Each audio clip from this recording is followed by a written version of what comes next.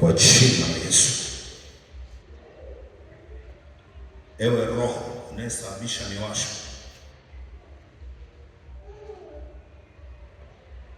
mchawi, wewe unatumia uchawi wa midoli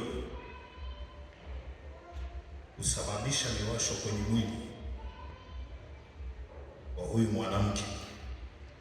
Hiyo miwasho nakurudishia wewe kwa jina la Yesu. Miwasho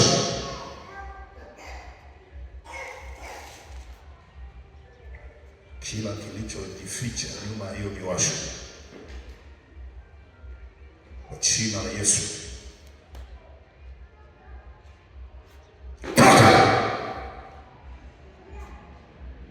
Leo narudisha na viungo vilivyoibiwa kokote walikoweka hao wanawake,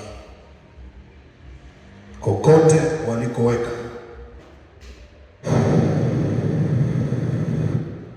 Kila aliyehamishwa na kufungwa anafunguliwa kwa haraka. Jina la Yesu. Kokote iliko jinsia yake,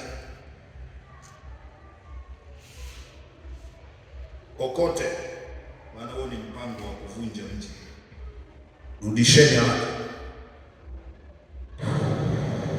rudisha, rudisha, rudisha, rudisha.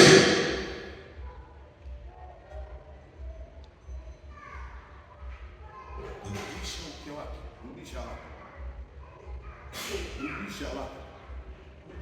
Uliyechukua kwenye ndoto, uliyechukua kwenye ndoto